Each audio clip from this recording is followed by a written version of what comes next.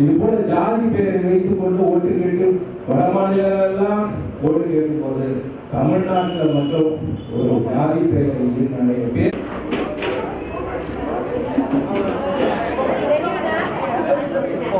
அதுதான் திமுகவுடைய ஒரு தைரியம் கம்பீரம். இது எந்த கட்சியும் கிடையாது. நம்மளாம் எப்படி சாதாரணமா வரல, சினிமா தேட்டர்ல உட்கார்ந்து 40க்கு 40 கொடுத்து பிஜேபி காரன் விரட்டி. பிஜேபி காரனோட எண்ணம் என்ன, நம்ம எல்லாம் அடிக்கடி மாறிடுச்சு. குடும்ப கட்சி தான் குடும்ப கட்சி. நான் என்கிட்ட ஒரு வாட்டி நான் பதிலே சொன்னேன், குடும்ப கட்சின்னா அது நம்ம சொல்றோம். இங்க இருக்கிற காரணம் என்னன்னா, நான் இந்த சாதனை செய்திருக்கிறோம். ஓட்டு கேட்கவா, நான் என் பேரை சொல்லி நான் நாயக்கரு, நான் ஒரு முதலியாரு, என் பேரு பக்கத்துல இந்த ஜாதி ஆட்சியே இல்லாமல் இந்த ஒவ்வொரு தமிழ்நாட்டு மக்களிலும் உள்ளங்களிலும் நிறைந்திருக்கிறது என்று சொன்னால் இங்க இருக்கிற ஒவ்வொருவரும் எண்ணிப்பார்.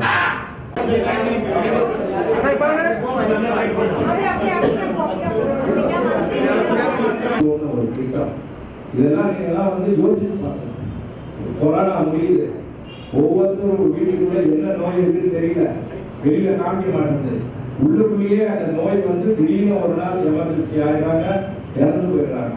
ஆனால் இதையெல்லாம் கற்றுக்கிட்டு வீடுக்கு போங்க, அவர்களுக்கு என்ன தேவை, மருத்துவ தேவை இருக்கு, என்ன நோய் இருக்கு, பிளட் பிரஷர் இருக்கா, சுகர் இருக்கா, ஆஸ்மா இருக்கா, இதெல்லாம் கண்டுபிடிச்சு அவர்களுக்கு என்ன மருந்து தேவை, அவர்களுக்கு என்ன மாதிரி மருத்துவம் கொடுக்கணும், இதையெல்லாம் மனதில் கொண்டு அவர்களுக்காக போறார்.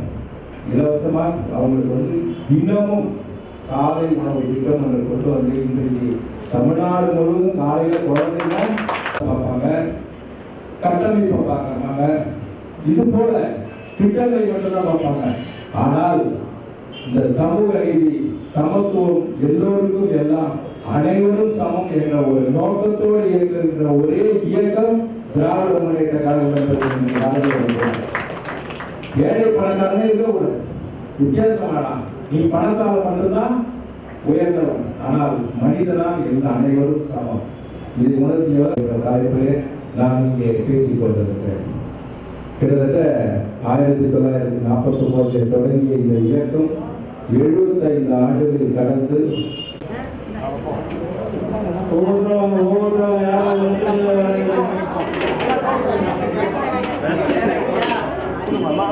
அதிகார தோரணையில இன்றைக்கு ஆட்சி செய்து கொண்டிருக்கிறாங்க. எவ்வளவு எண்ணி பார்க்க வேண்டும். சாதாரண விஷயமா ஒரு டெல்லியிலிருந்து இந்தியாவையே கலக்கி கொண்டிருக்காங்க. ஆனா தமிழ்நாட்டுக்குள்ள பண்றதெல்லாம் பார்த்து கையை தட்டி அதனுடைய உணர்ச்சிகளை வசப்படுத்திய உடற்பிறப்புகள் நீங்க நீங்க ஆண்ட இனம் கிட்டத்தட்ட 1300 ஆண்டு காலம் முன்னாடி, ஒரு 1000 ஆண்டுகளுக்கு முன்னாடி ஆட்சி செய்யல திராவிட ஒரு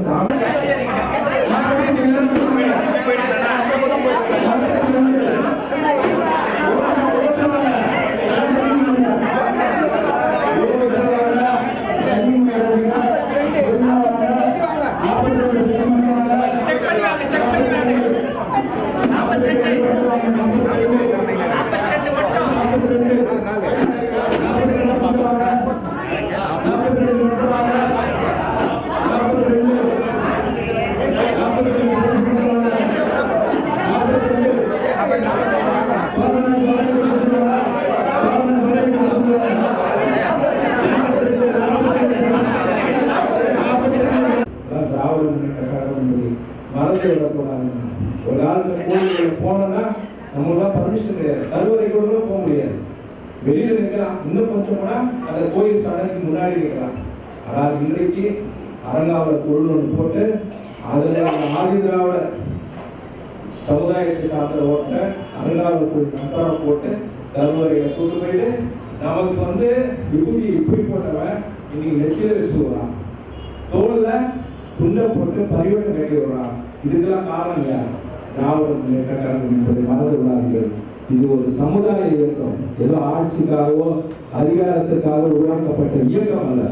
எல்லாம் சொல்ல நினைச்சிட்டு இருக்காங்க, இப்போ வரவங்க என்ன நினைச்சிட்டு இருக்காங்க, அரசியல் என்று சொன்னால் சிஎம் பதவி என்று நினைத்துக் கொண்டிருக்கிறார்கள். ஒன்றை மட்டும் மறந்துகிறார்கள், ஆட்சி இருந்தால் அதிகாரத்தின் மூலம் மக்களுக்கு செய்வோம், ஆட்சியிலே இல்லை என்று சொன்னால் நம்ம உழைப்பை வைத்து மக்களுக்காக போராடுவோம் என்பதை இந்த நேரத்தில் எடுத்துச் சொல்லி அவருடைய உழைப்பு சாதாரண உழைப்பு இல்லை என்பதை மறந்து நம்முடைய முதல்வர் காலை முதல் மாலை வரை ஏதாவது ஒரு நிகழ்ச்சி ஏதாவது திட்டங்களை அறிவித்துக் கொண்டே இருக்கிறார். இது தொடர வேண்டும் என்று சொன்னால் நம்முடைய தலைவர் சொன்ன மாதிரி வெல்வோம் 200 படைப்போம் வரலாறு. ஒரு மேடையை போட்டு சரிசமமா உட்கார்ந்து ஒரு ஸ்டேஜில் உட்கார்ற அளவுக்கு தகுதி நம்ம இடத்துல இல்லை.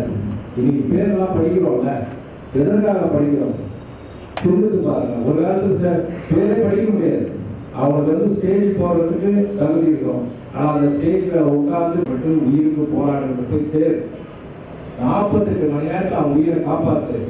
அது 5 லட்சமோ 10 லட்சமோ அந்த கவர்மெண்ட் கொடுக்கணும். மாதம் தொகை, இலவச பஸ், கல்வி